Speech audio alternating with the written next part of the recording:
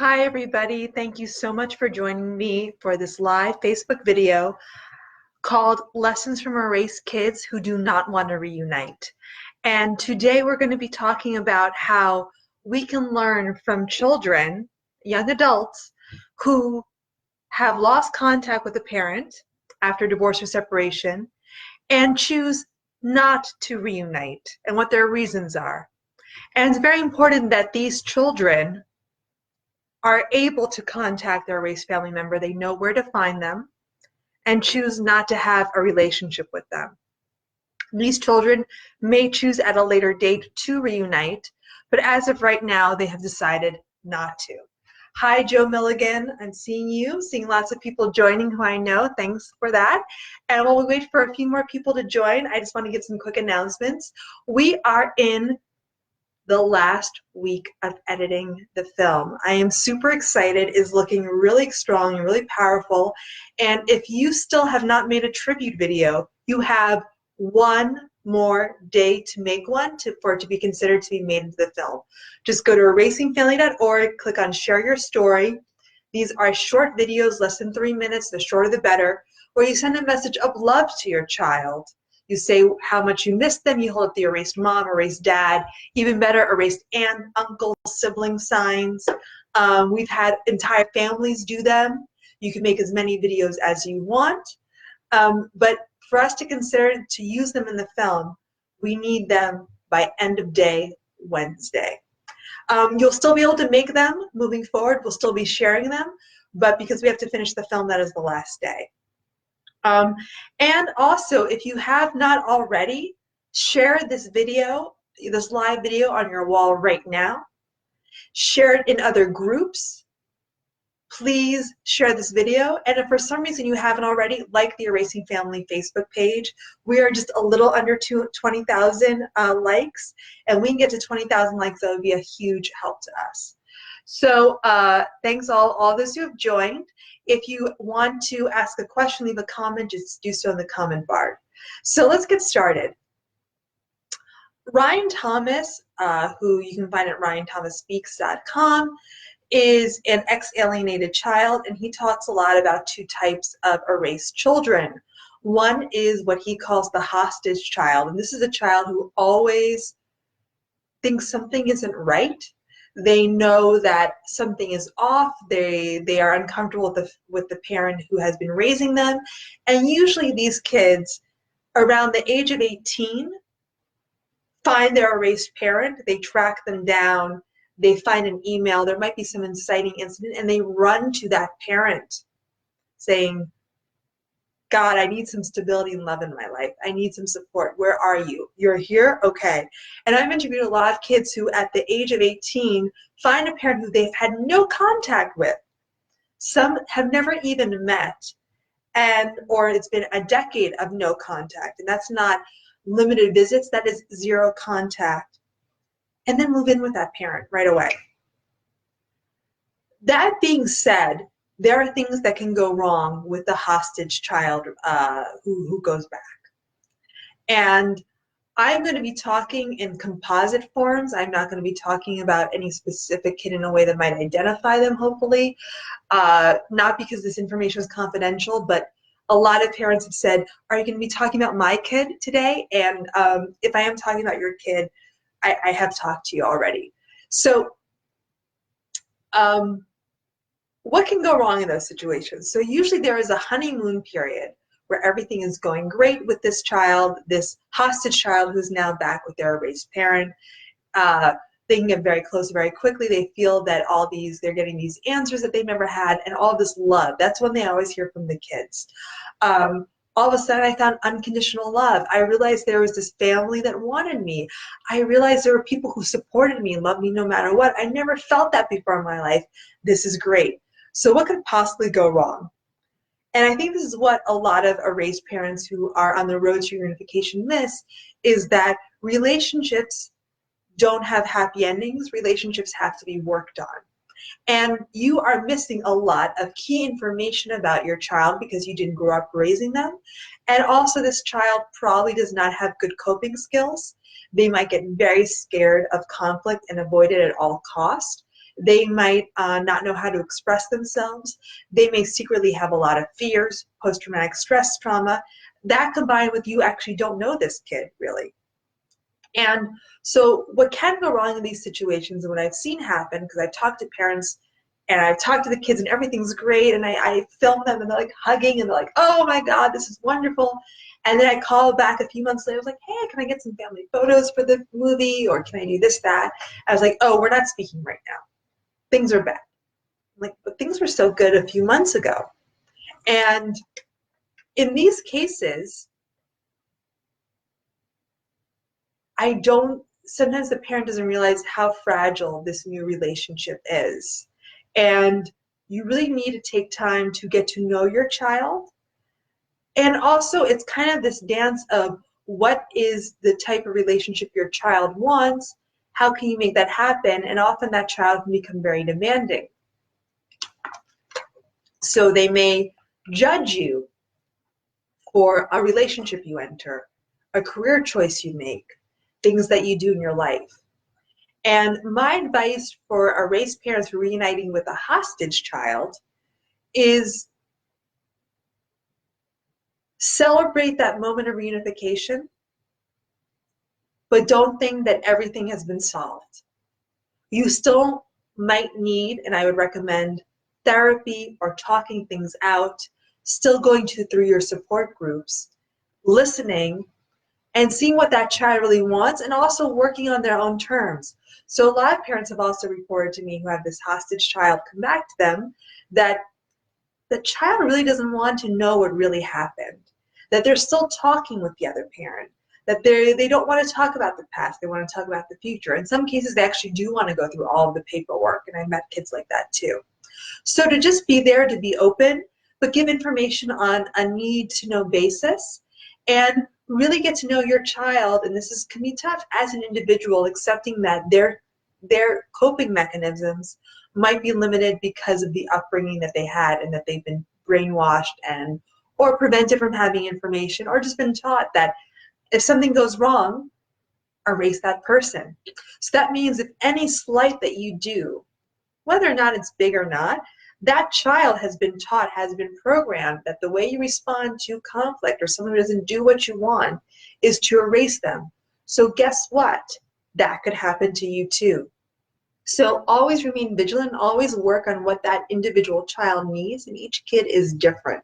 Don't stop doing the work just because that child came back.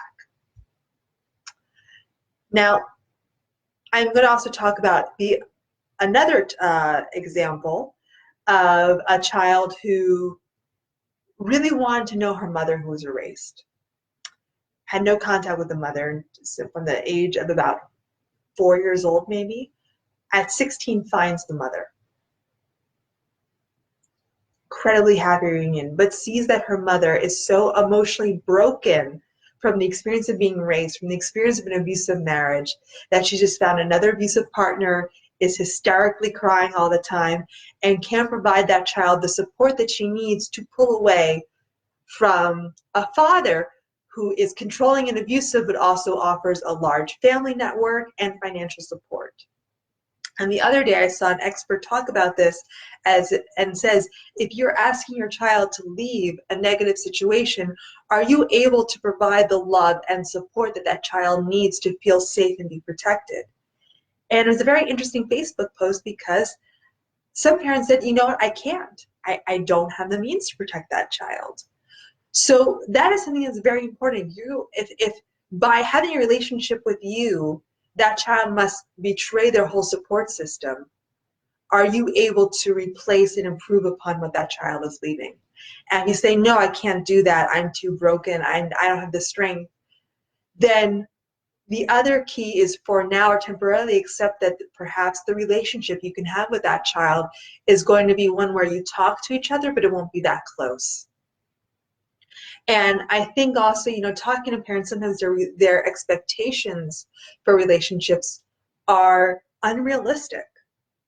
It's good to have dreams, but if you can't provide a support network for your child, if you can't give your child what they need. If you haven't been there and you're essentially a stranger to your child, while there are these miracles where everyone gets back together and is very happy, lowering the expectations can be very key. And one person who helps people reunite, he told me that a lot of parents say, he says, what's your goal? He says, I want to talk to my child on the phone.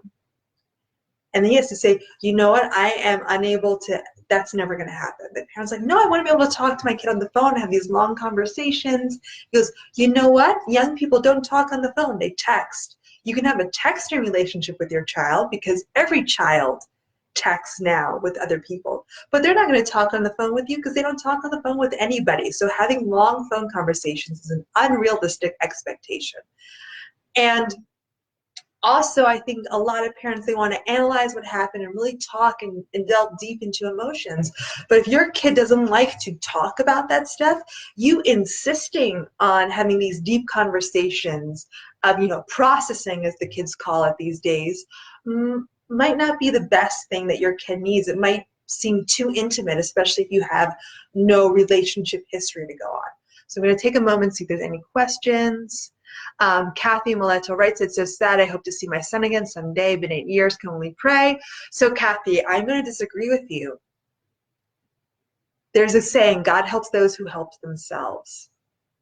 You need to do more than pray. You need to be doing the work to make yourself healthy. So when your child comes back, you are able to provide a healthy experience for that child, a healthy relationship, that you're not angry, that you're able to respond. So there's a lot of stuff you can do besides only pray. And one thing that, I think has been very helpful listening to people about the drips of love, even if you have no contact, is a lot of parents say it's too painful to have the photos up and think about my kid because I can't see them, which is perfectly understandable. But if you don't think about the kid at all, then every time the kid comes up or someone mentions children or holidays or anything, it becomes incredibly painful and triggering. So take a moment of each month. It can be once a month, once a week, once a day. You pick. 5 minutes, 10 minutes, and meditate on your child.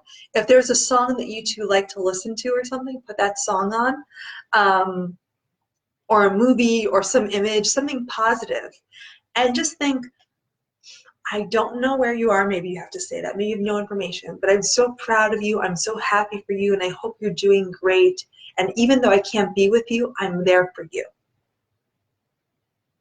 Do it in a way that feels natural to you, but that, as cheesy and corny as that sounds, those energetic shifts, I really believe, can be felt. And I have a case in the movie of a mother who, at one point I was filming with her, and she looks at her divorce papers and she goes, my kids will never know really what happened. I'm okay with that. It's about the relationship we can have. And the next day I see her and she says, guess who I saw last night for the first time in many years? My daughter. And I think this is important because a lot of people, they say, can you talk to my kid? And there's no magic phrase you can say to your kid. Forget that. But can you send drips of love by reminding them, if you can text or if you can send letters of positive things, not I miss you, I need you, I want you, why don't you talk to me, why don't you behave the way I want? But as, I'm proud of you, I'm happy for you, I'm here for you. Hope you're doing well. Remember that time we got ice cream together and, you spilled ice cream on me and we laughed so much because it's hilarious. Reminding them of those good things and offering to work on and ask forgiveness for slights, perceived or real. And a lot of parents get hung up on that. They say, I don't want to justify things that are false. And it's not apologizing for things that are false, but for a child, these things can feel very real. And a lot of times when you say, what can I do to make it right? I'm sorry for what I did wrong. What did I do wrong? A lot of times the kid has it so ingrained that you will never ask for forgiveness and never take responsibility, because that is what they have been told. That if you can show that you're willing to take responsibility and ask for forgiveness, a lot of times the kids, and I've heard this so many times, say, actually, I can't think of why I'm mad at you, but I was mad at you, and thank you for offering to work on what I was mad at you about. You go, oh, okay, well, I'm willing to, talk to you about what work on it. Because what the kid wants is for you to say, I'm open, I'm willing to make things right. It's not actually righting the wrong that maybe can be wrong or not.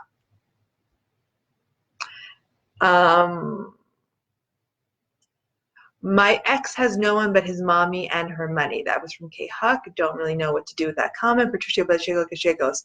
How about if a teacher had got involved to the point where they'd been sent to a school therapist, but the therapist says she can't neither deny nor say yes until the mom sends a release form, even if the court gave me parental rights. So, Patricio, and to all the hi Patricio, we met a few times in San Diego. That's a legal question about what to do if the school therapist won't sign stuff over and you have rights. If you do have parental rights, you have rights to certain but not all information. And Wendy Perry has a lot of information on how to request school records, but you do have the right to certain school records, and I suggest to all parents requesting the records and getting as involved as you can in their kids' schools. But you're asking me a legal question, which I'm not a lawyer, but I think you do have rights. But some conversations between therapists is confidential. Looking for comments. Just sidebar. What if the erased child admits that her mother and grandparents do not want me, father, involved in her life for spiteful reasons, but we both want a relationship? How can I approach that situation? So, Jeff, I don't know how old your child is. That's what all erased parents are dealing with. They don't want to. There's a parent who has either said, I don't want you to have a relationship with the other parent, or has just lied and said that parent abandoned you, doesn't want you, and so sorry your dad didn't love you and left you to be raised alone by me. So Jeff, if you could tell me a little more about your kid's age. I think always insisting this isn't about choosing sides. I want to add to the love that you already have, and I'm willing to make that relationship on your terms. So perhaps it means you can never post a photo of you reuniting on Facebook or say stuff publicly, but maybe you can talk on the phone together. Maybe you can text, maybe you can send emails, maybe you can meet up in a place where it's a little undercover at first. And another thing too that sometimes works is, are there cousins or aunts that maybe the grandparents and the mother don't have a problem with? Maybe working through there. Always finding the weakest link in the fence of erasure. What is the weakest block? So for some, I've seen parents where it's like, well, I don't want you to talk to dad, but I have no problem with your cousin who's your age. Encourage that relationship. Maybe it's going through the school. So Jeff, if you can tell me more about your kid's age, I can answer more succinctly. Kathy Mulk-White, I tried, he's 20 now. His father has no interest in letting us reunite. My case is hard because he's autistic, but I'll keep trying, never give up hope. So that's a very hard case, and I don't have a lot of experience with autism, so I don't know how to respond in that situation. But another key takeaway is children want to avoid conflict, especially if they grew up in a high conflict divorcing situation. So what you need to do is help them navigate and mitigate the conflict and not ask them to take sides. Oh wow, there's 17 more comments.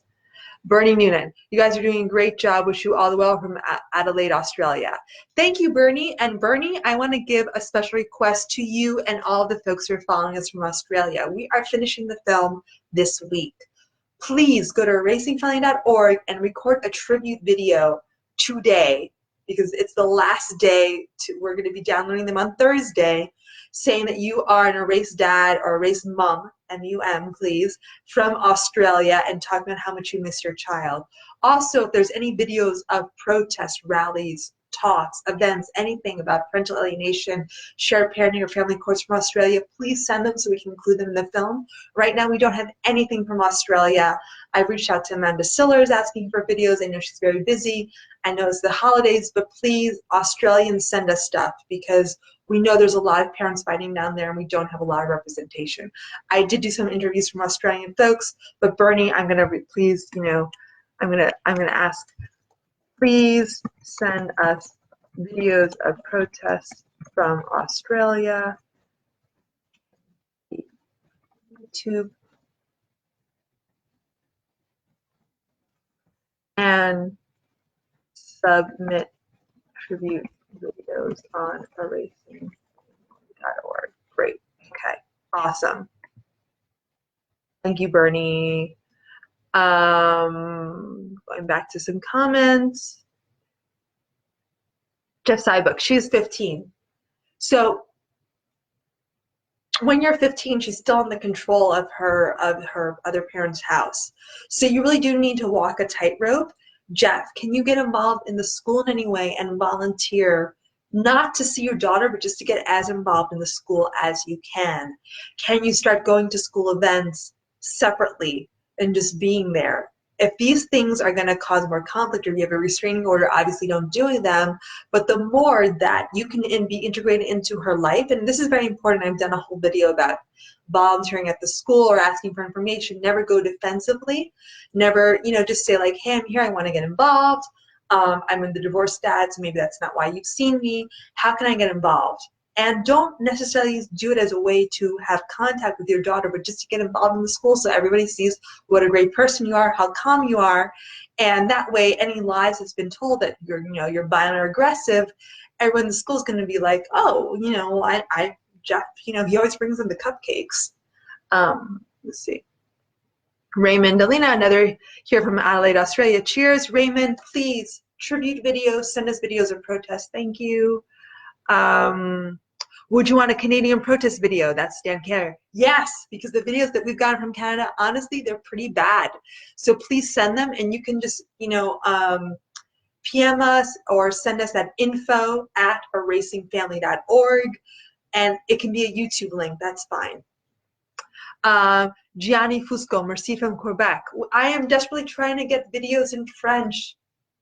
Please, Gianni, make a video saying you are un papa affaissé. I'm sorry, my French is horrible. Make a tribute video today. Get other people from Quebec to do it. Because here's what's going to happen. We're going to make the movie, and then people are going to be like, why didn't you include anything from Quebec? Why didn't you include anything from Australia? Why is there nothing from my group of people? Why aren't there people who are Puerto Ricans living in Arkansas? It's because we only can use what we get. And this is literally the last day to send a tribute video and to send protest footage to us, so please do so. Mike Davis, how did you get your t-shirt? I would like one to wear in support. So you can also sign up to be a volunteer, and I'd love to have a volunteer to run our t-shirt campaign, because I don't have time to do it, and I made literally just one for me. And the last time we did t-shirts, not enough people bought them. So if there is interest and you're willing to run the t-shirt campaign, please sign up as our volunteer.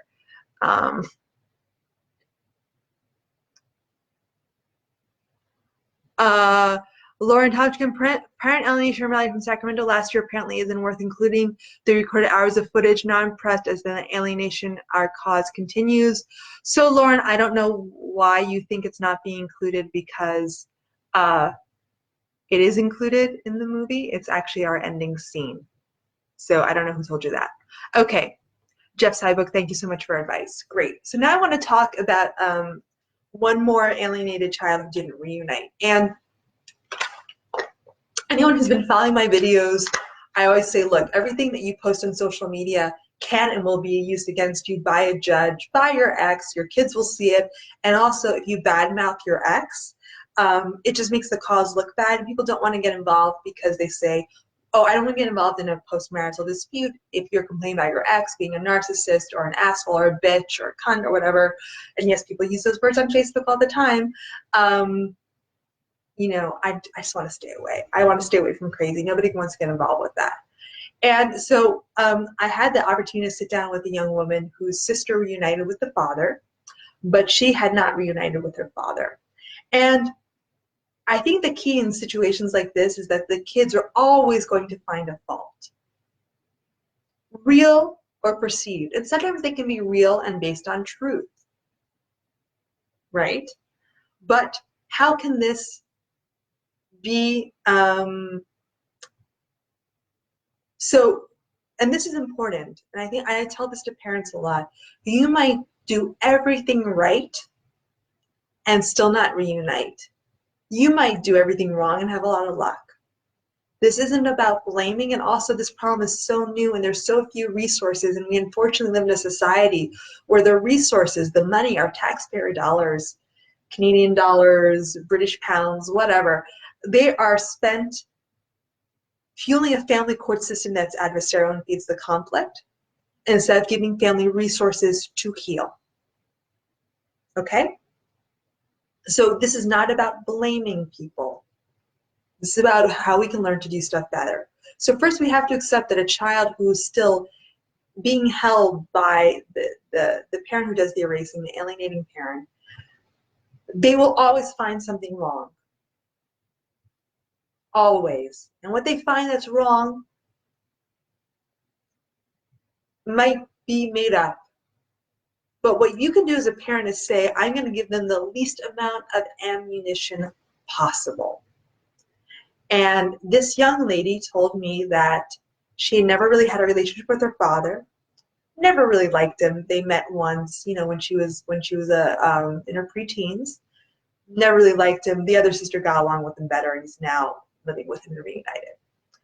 But a few years ago, this dad posted something on Facebook, which honestly, it is by far not the worst thing I have seen, but by a long shot.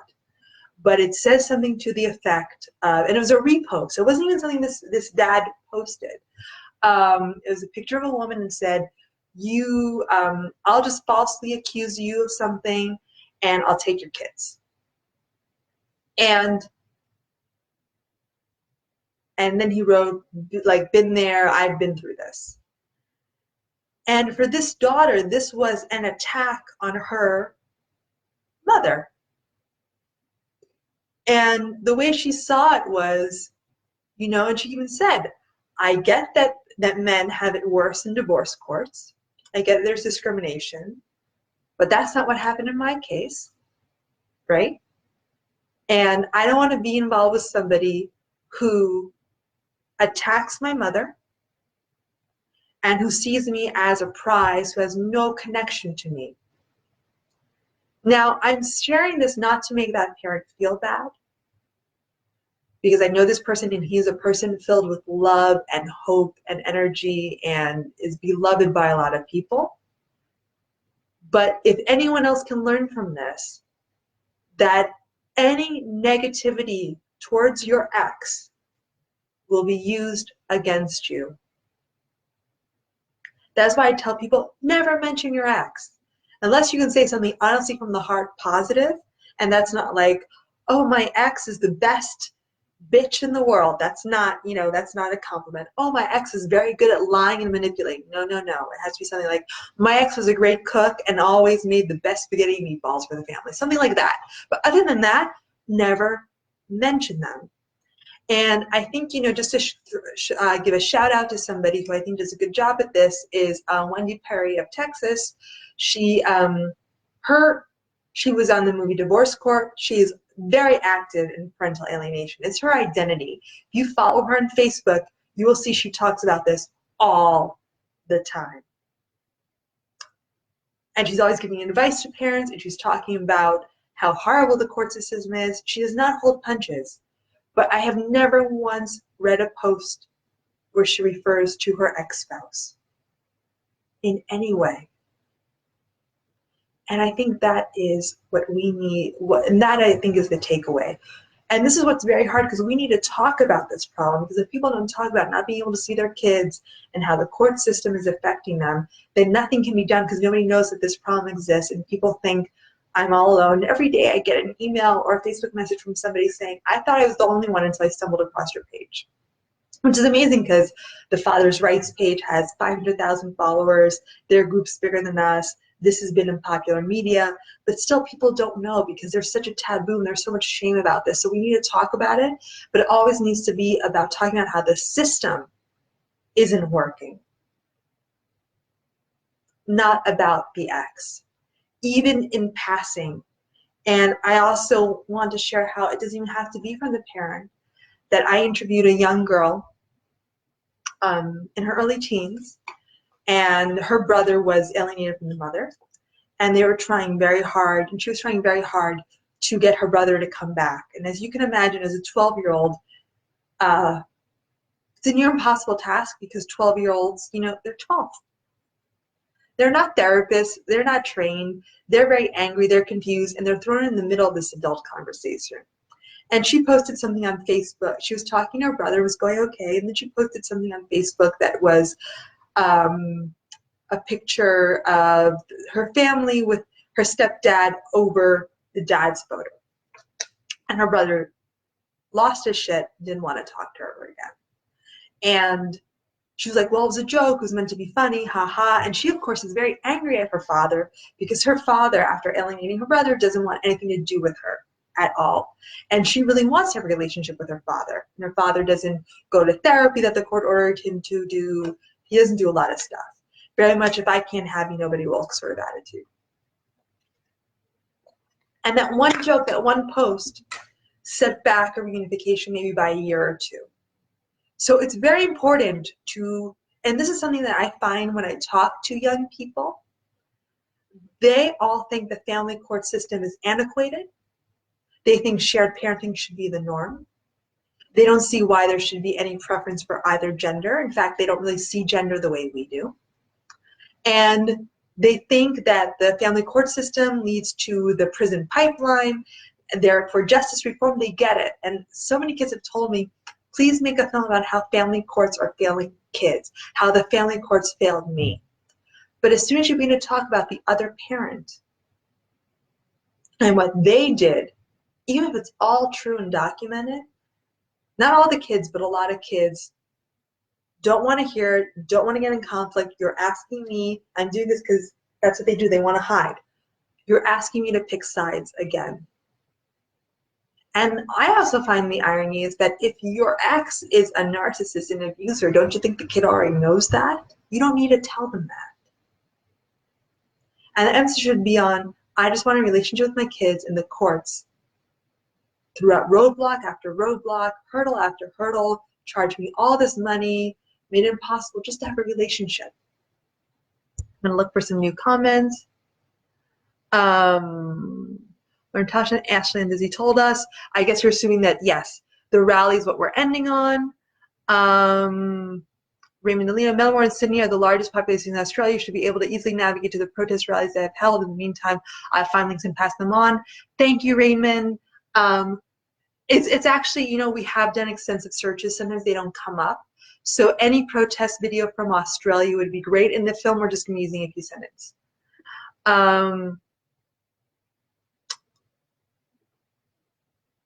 Yavis Rivero Mercado, but it's okay for a mother to lie and attack the father. Go figure. SMH. I don't know what that means. I don't know why you assume that, Yanivis. It's not okay for either parent to attack the other parent. This is not a gender issue. This isn't about moms. It isn't about dads. It's about kids who have a right to a relationship with both. And I think also a lot of erased parents have to understand that a lot of kids will want to have a relationship with both in some way. And that there's another outcome that we don't talk about a lot in these groups, which is actually very common, which is the kid says, you know what? Mom's crazy, dad's crazy, everybody's crazy. Goodbye to this family. I'm going to the other side of the world. I want nothing to do with this crazy hellhole called my family. Gonna get married, have my own family. You're not having anything to do with it. Boom, bye, see you later. So a lot of times kids actually reject everybody in their family, not just the mom and the dad, siblings, cousins. And I know because that was the reaction I had. I spent almost more than a decade avoiding everybody in my family, moving halfway across the world to do so. So it's not often that you align with a parent. You can say, I align with nothing, with nobody.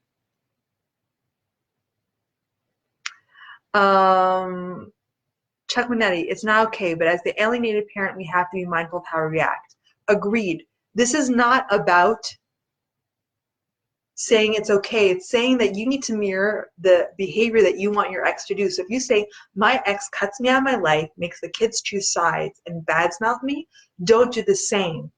And it's very hard, and that is why I really insist on parents having a local support group or therapy that they can do face-to-face, not just online, to work through these issues, to take time to find joy in their lives and to get healthy, because it is not just take care of yourself, it's take care of yourself so your kid, when they find you, and sometimes these reunifications are so random. I've heard crazy stories of people after 40 years, yes, that's 40, no contact. So the kid's like in their 50s, and someone's like, oh, you know, your aunt passed away, maybe you should come to the funeral. They go and they meet their erased mom that they haven't seen in 40 years. Totally random. I've heard stories of people running into each other at parties. And so you never know when that's going to happen. So you need to always be prepared. It's like when you're dating, some of the best advice, that I've heard is always leave the house looking nice, because you never know when you're going to meet your future husband. And always be healthy and happy, because you never know when your kid's going to show up. You never know. It could be in 5 minutes. It could be in 5 years. You can't control that. And the reason why we're making Erasing Family is because any message that you send to your kid is poison, basically. So we need to have society saying, and this is where we hope the movie comes in, our impact campaign comes in, to send this message to children that you should seek out and reunite with this parent. Casey McClure. I've only just recently found out about this organization. I'm thankful to know that I'm not alone as a raised parent. There are 22 million like you in the US alone, and we'll be getting the stats for Canada very soon. Thank you for the words of encouragement. Today was hard, being my daughter's 16th birthday. She and my brother are always on my mind and my heart, and in the hearts of their younger siblings. It's hard to explain why things have been to the younger ones that just miss their brother and sister. Don't put your little kids in the middle, but if there's a way that they can send cards, gifts, or messages and just saying, we love you, we can't wait to see you, not we miss you, we can't live without you, don't get too dramatic. But I think that can be very important if they can just send messages of love. We're proud of you, we're so happy for you, yay you. Jason Piper, seriously alienated by my ex-wife. Mary Stanley, my ex and I didn't even go to court. It's not just the system who has failed us. Parents use alienation to destroy another parent, it's just plain evil. People who do evil work alone and should not be allowed to live and act in the shadows. So Mary, I understand your pain and frustration, but I just spent the past 36 minutes basically saying, you can't talk about your ex. You can't use words like evil. How would your kid react to that, hearing that you're calling the other parent evil? Because maybe they're calling you evil. Now you're calling the parent evil, so who's really evil here? You really have to mirror the behavior you want your kids to follow. You have to mirror what you want your ex to do, and calling that other person evil isn't. And I know that in a lot of cases the courts weren't involved. But if you can't go to the courts now, or go to some higher power for help, or get free therapy, the system is failing you. And that message resonates with kids. Evil ex, your evil dad, your evil mom does not resonate with the kids. It just doesn't. And those feelings you can talk to with your therapist. And really, it's like, or your support group, but not publicly. Because and I talked to one girl who did reunite with her father in the film, and she's something very powerful where she says, it's been so long since I knew that my dad, he was the one who was erased from our life for 10 years. What if my mom is saying is true? No one's going to believe me if I say I want to go live with my dad. And what if it's true? So you need to mimic, you need to show love, compassion, strength, smiling. It's very hard. It's extremely difficult. It requires a lot of strength. But one, my ex this, my ex that, can set back reunification by years, if not decades. Mary Stanley, no, the kid does not know the other parent is manipulating them. True. But you screaming the other parent is a manipulator doesn't help. Because especially if your kid is aged out of the system, it's not convincing them, it's seducing them and showing how much love you have to give that will bring your kid back.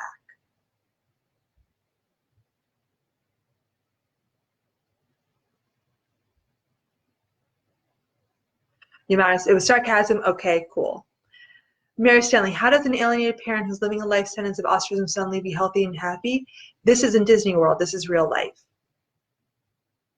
It's very hard to be healthy and happy when you are mourning a death. So Mary, my question is, what are you doing? What is your plan to get little by little healthier and happier? Do you have a therapist who you can trust? Do you have a local support group? If not, can you start one? Are you reading books about how to deal with life, with hardship? Have you watched other videos about self-care, about the importance of doing something positive with your life? About meditating, about volunteering, about turning this pain and frustration, if you can get to a healthy place, into advocacy, or helping out with another cause. For some parents, the producer of the film Erasing Family, he couldn't see his daughter for 13 years, no contact. He was in jail for 1 year and 2 months. He has since reunited. But one thing, that we did was, we made a film about a soccer team in Argentina. And after 2 years of making it, he goes, what's interesting? The girls who we're making this film about, they're the same age as my daughter. And we did all we could to help these girls, give them meals, give them opportunities. We're there as a support system for them. And it's not the same, and it's not a replacement for that relationship with your child, but it's turning that pain and grief into something positive. And it is incredibly hard. I'm not saying it is easy, but it's the only chance you get. Because if you are bitter and in pain, that is not attractive to a child. That is why a lot of times they choose to align with someone who is manipulating them or who isn't as healthy, because they are stable. And kids really want to avoid conflict. If there's one takeaway you can get from the kids I've talked to in the film, they will do anything to avoid conflict. They will lie under oath and say they don't want to see a parent. They will reject the parent. They'll write nasty emails. They will cut a parent out of their life if it means they can live conflict-free. And the conflict that they want to avoid can be very small. Patty Santa Maria, I just learned I can't make someone be involved, but I can choose to raise healthy kids that feel good about themselves. Very good. Yanivis, it's been 11 years and my stepkids are grown. Thank the Lord, my stepdaughter is close to us. He was able to reconnect with her. That's great. Letta Batson Branch, a judge that used to be in the same law firm with the ex's attorney. The ex's father-in-law is getting both for attorney because he's running for DA. Also, the ex's attorney. I'm writing a book about a corrupt Louisiana family court. So, Letta, can you rewrite that without mentioning your ex? We really need to stop talking about exes. I mean, you say ex, the kid says, here's daddy or mommy. Johnny Panko, Mary Stanley, it's not sudden, it takes work and it takes time. That is true. It might take a year, it might take a decade, and you'll never be totally healthy and happy, of course, but you can be healthier and happier. Kasia Lusber, I agree. Thank you. I haven't spoken to my son in 7 years. It's so hard. You have helped me a lot. My son is 20 now and plays college football. Can you go to the football games? Can you be there in some way? Can you send a letter? Not demanding anything, but just like, I'm so proud of you. College football, that's amazing. Mary Stanley, I see that you're hurting. What can we do to help you? Because I'm asking you, Mary, and I'm very concerned that you feel so hurt. But obviously you're here, so you want help. What help can you give? So I want to tell, so I want to tell everybody, I'm going to put in there an organization called Simply Parent.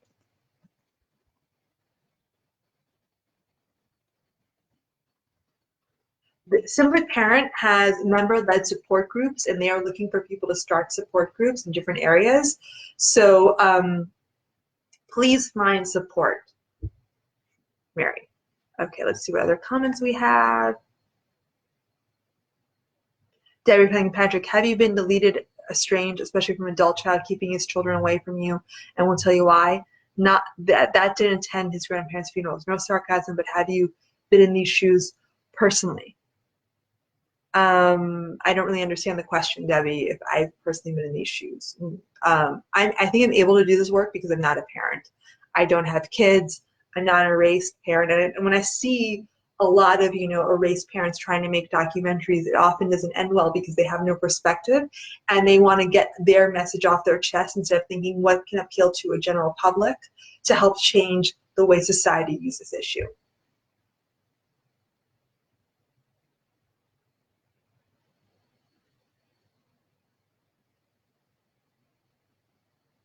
Debbie Patrick, my son lied under oath during a DVP hearing. You don't know what DVP means. One thing we often encourage people to is not to use acronyms that people understand. If the lies he told were true, my other minor should have been removed.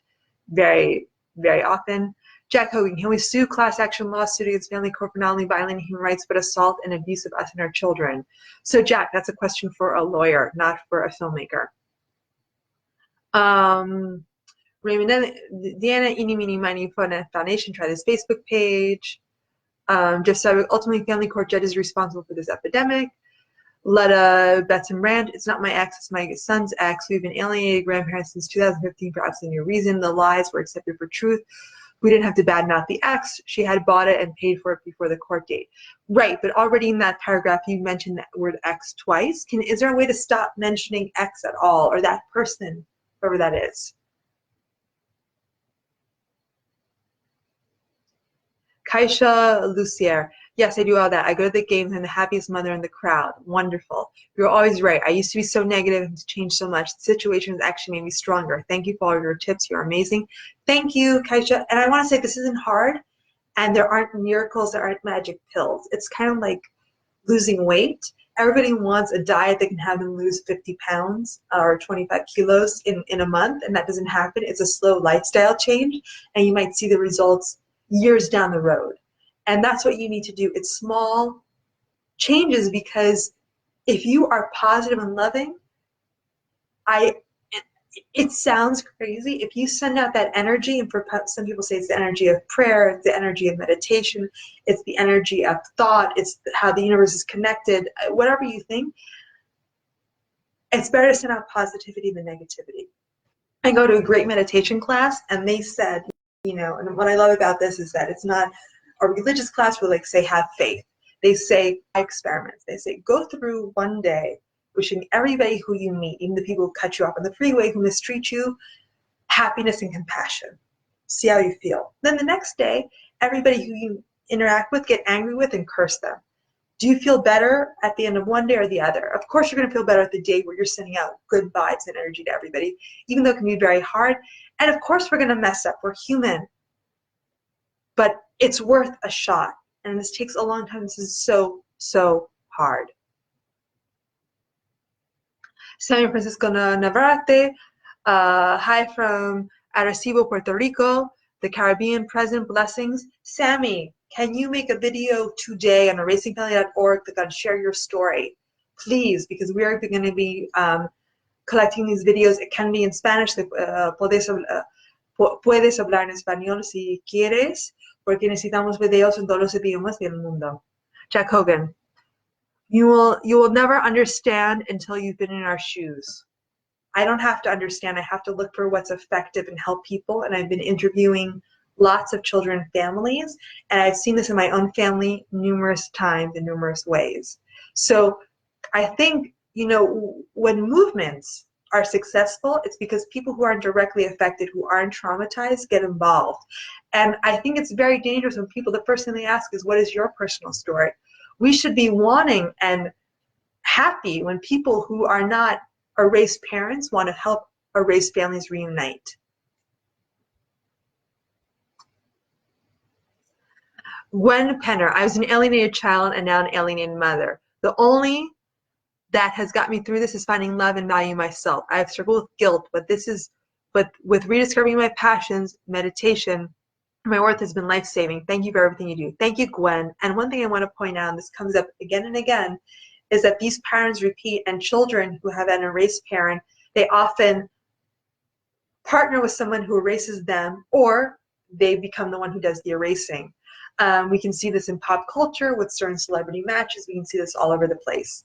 So I'm so sorry that this happened to you, and we need to learn how to identify these patterns and to get out of them.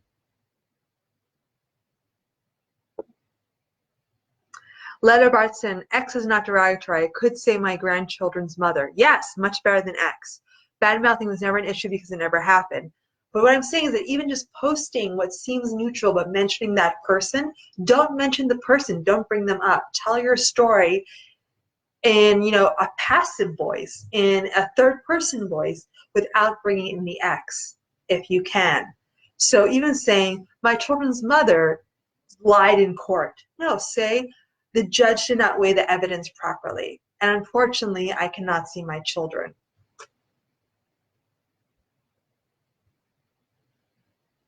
Mary Stanley, how can someone who has never had a child give alienated parents advice on how to live? There's an invisible golden thread which connects a child with a parent. Telling an alienated parent too, and then it goes off. So Mary, I was a kid who went through a very messy divorce.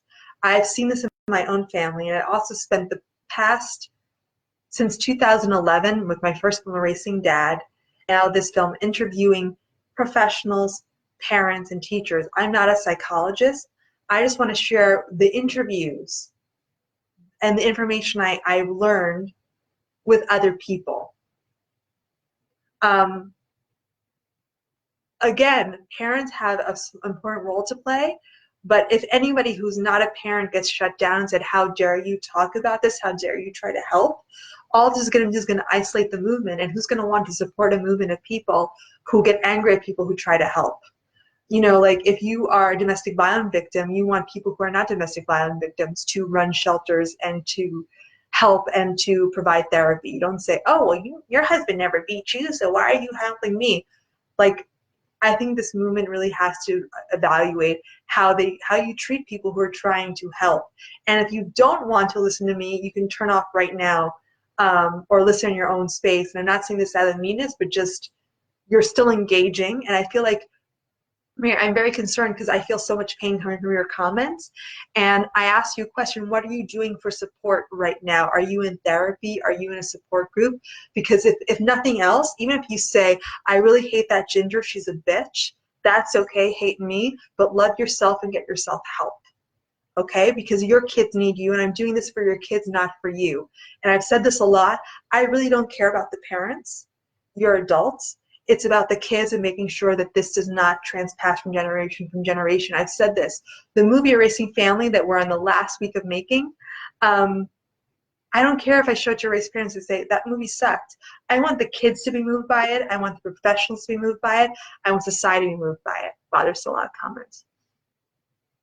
Leslie Creasy, when you refer to your co-parents, the ex, you validate what the child is being told by the other parent about the relationship. When you refer to the other parent as dad or your mom or nickname, you look like the rational one to the child. Yes, so true, Leslie. Yes, yes, yes, yes. Again, it's not just saying like never say the word ex or say mom, but just like think about it. You know, you need to look like the calm one. It's very hard, and it's often, so, in Buddhism and other religions, there's a tradition of saying, before speech needs to pass through 3 gates before it leaves your mouth. And this is very hard for me. I'm Sagittarius, and we have the tendency to speak before thinking. So you have to ask, is it true? Is it helpful? Is it kind? So what you're saying about your ex, the mother or father of your kids, might be true. And trust me, I've talked to so many people, like, I don't doubt the validity of what people are saying. Is it helpful to your kid? And is it kind? Because if your ex is doing all this stuff, it's most likely that they are sick and suffering from a mental illness, and talking mean to someone who's suffering from a mental illness is not helpful. It isn't kind. And also, a lot of these parents will one day wake up and find that they have unfortunately been erased from their kids' lives. So it's not that they always win and have it easy. It isn't about winning or losing. It's about adding the love and stability that your child needs and having them not be put in the middle of conflict. Ian Serrano, hi Ginger, do you need a video in Spanish? I can do it today. Yes, por favor, grabar un video en español, si puedes, Elvin, porque sería buenísimo para mostrar que hay mucha gente de distintas partes del mundo que es afectado por este problema. Spanish. Debbie Franklin Patrick, seeing it and being boots on the ground in the middle of it are different things.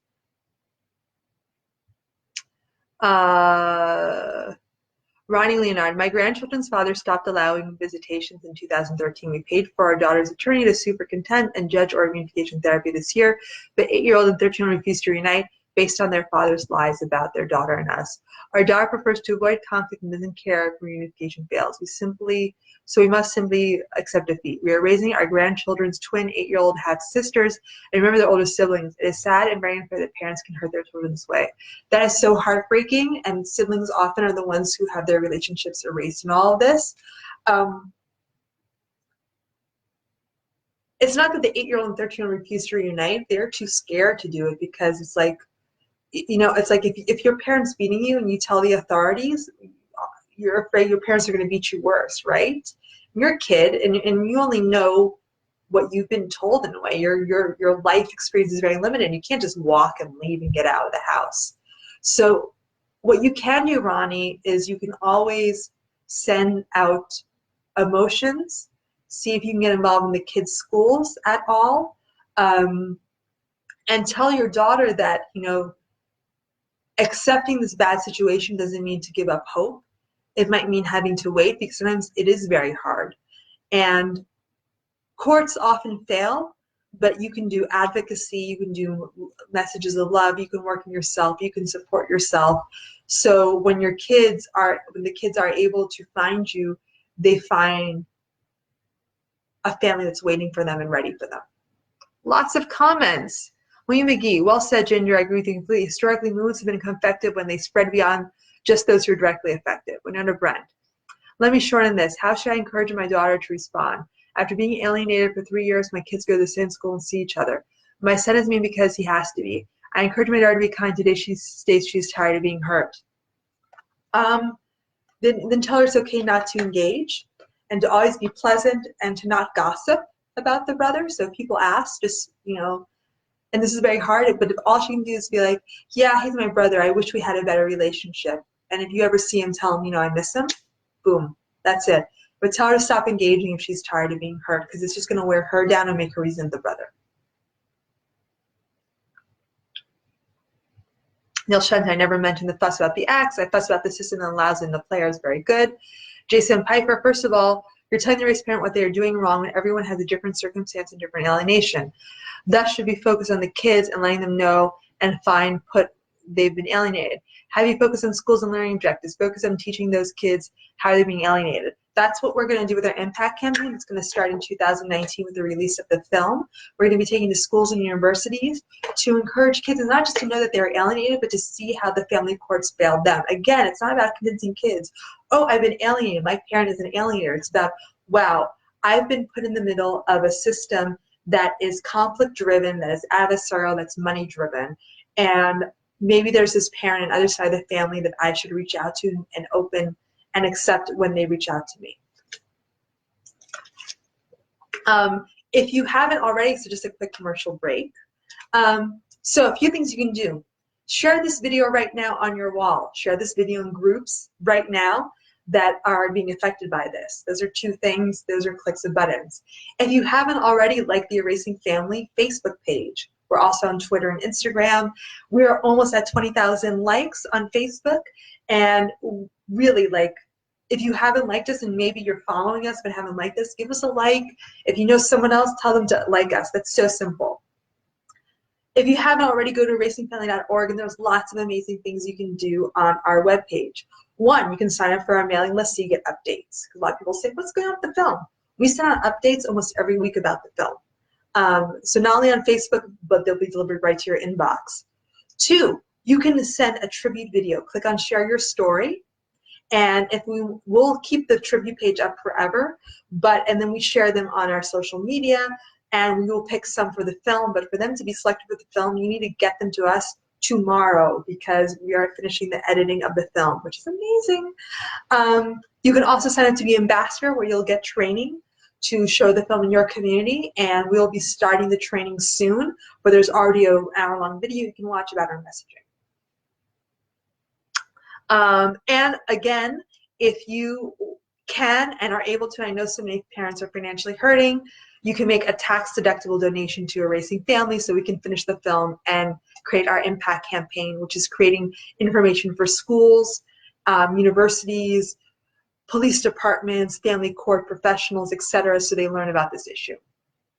Brenda Joy Boyles, thank you for helping and giving us direction. This situation is so surreal. Yep, that's a great word. It happens, and we never knew what we want, so thanks again for educating. Kaisha Lucier, how can I share my story and get more involved in helping others? So I just said it, but again, erasingfamily.org, click on Share Your Story.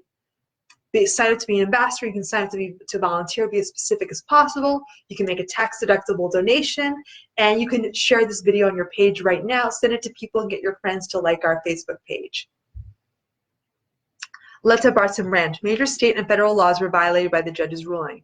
is now in the Supreme Court. Too much information for me to type to help provide you with understanding. I'm sorry to take up your time. No, sorry at all. Again, I'm not a lawyer. I can't provide legal advice. I'm not a psychologist. All I can do is share the information that I get from talking and interviewing people.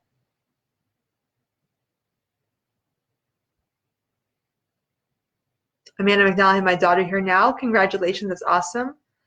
Ronnie Leonard, I look forward to seeing your movie. Sign up to get information. Letter Brunson Branch, maybe just don't use the X term. No, it's not the term.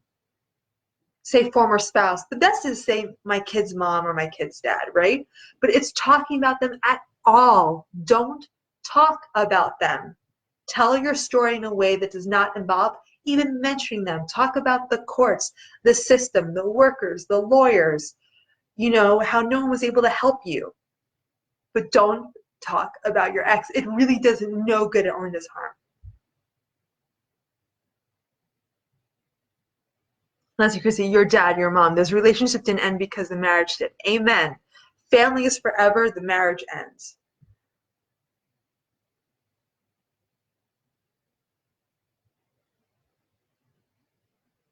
Joe Milligan, is there any way to see a sample video to show that it's done properly? So Joe, if you go to our trivia page, there are over 100 videos. I suggest clicking through a few and seeing them. Also on our page, we have some examples of good videos there. The best videos are ones that speak from the heart, that don't mention the ex, and are simple messages of love.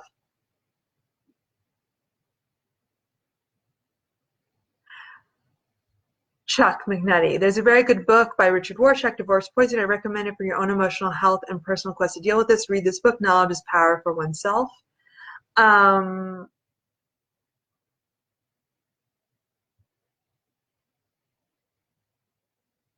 Linda Hall, it's difficult dealing with the non-alienated sibling teen for fear may drink the Kool-Aid.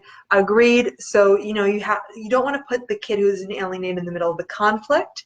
It could backfire. So I always suggest, if they can talk, to talk about neutral things that don't involve the divorce. No passing messages far back and forth. You know, maybe they play video games together. Keep it happy, keep it light, so they have a positive association with the family.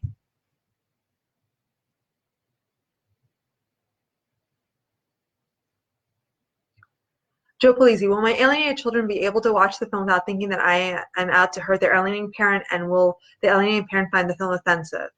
So Joe Polizzi, will my alienated children be able to watch the film without thinking that I am out to hurt them? Yes, because the idea is that they will watch the film not because you send it to them, but because it will be shown at their school, their university, or they'll find it online like Netflix or some other streaming service. So again, I don't want parents to be sending this film to their alienated kids. I don't think it will work, because anything you send them, they're going to reject. Will the alienating parent find the film offensive? No, because we interview alienating parents in the film. We get their side of the story, and then we also show how either they saw the error of their ways in a way, maybe not as much as we want, or we show how their child then rejects them. So it's shown with a lot of sympathy, and always with the encouragement for children to have relationships with all of their family and not having to pick sides. So it's definitely not offensive, and we do not blame either parent. Keith Howell, thank you for all that you are doing. I'm an alien father for the past almost 15 years. I truly appreciate you and your organization. Thank you, Keith. The best way to say thank you is to make a tax-deductible donation on Erasing Family. There's still time to get your dedication in the credits, and to like the page, share this video, tell your story, get involved, and become an ambassador, bring the film to your community. So saying thank you means so much to me, but taking action means any more.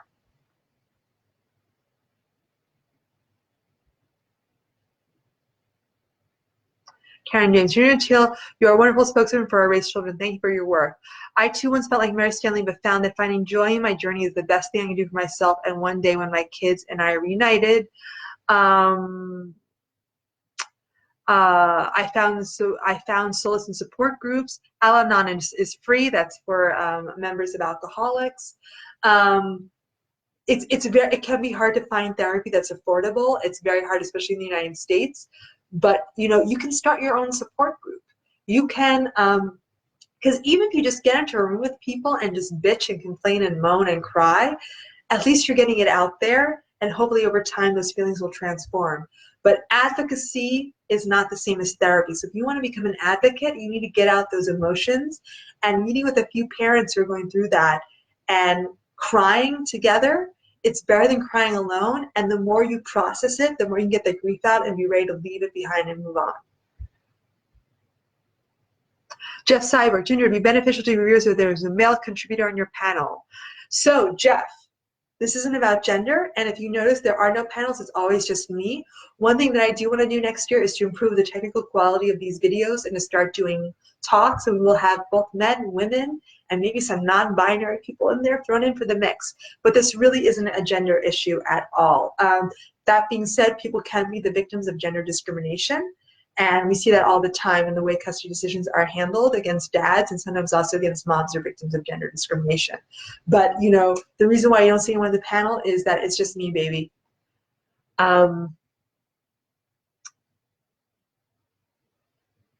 Lily Schneider, going to Austin to see premiere. Thank you. I'm not sure which premiere, but hopefully we'll be in Austin to premiere. Joe Milligan, thank you, Ginger. Brian Lee, Ginger, I need to speak with you when you get a chance. Please send me an email, info@erasingfamily.org, with why you need to speak to me. And the reason why is because I do these videos, Brian, in part because there are 22 million parents in the US alone who are going through this. A lot of them want to speak to me, and I often don't know what help I can give them. So please be specific as possible, and that's why I started doing these weekly video chats. I am overwhelmed by parents reaching out to me, and I'm not able to help them. So that is the purpose of these chats. So if you want to send me an email with specifically why, please make it as specific as possible. Sometimes be like, I'm planning a rally, I'd love to talk to you. It's like, why? Do you want me to speak at it? Do you want to send me footage? Be specific. I am one person and unfortunately can't talk to everybody who needs me. It's impossible that I talk to 22 million people. That's why I'm making a film that will reach millions and doing these videos. Brian Lee's about the upcoming 4th annual Remembrance of Nancy Sheffer rally on March 29th. Again, I don't know what that means. You want to tell me about it? I know about the rallies. You've been doing them for a while. Honestly, I think that, you know, I encourage all actions, but to have a memory about this one person, I'm not sure how effective it is. That's just my grain of salt, because I'm always about how can things be effective, and for that we need to say what the goal is and make it a measurable goal, and if it doesn't work, we need to change course on that. So with that, I think that is the last comment, and thank you. So just to wrap up, if you missed this video or you want to share it with somebody, it's going to be on Facebook under videos and erasingfamily.org under resources. You will also find other resources there on our resource page. If you want to share your story in a video format, you have 1 day for it to be included in the movie. You can do that by clicking on Share Your Story. You can sign up to be an ambassador to get a training on how to show the film at erasingfamily.org. You can sign up to be a volunteer. You can sign up for our mailing list. And if you haven't already, please like our Facebook page. Share, share, share. Remember, you're not alone. Thank you so much for taking the time to listen, and see you soon. You're all in my you are all in my thoughts, and remember, it does get better. Happy endings are possible, and together we can make sure this is the last generation of kids that go through this. Peace out. Bye.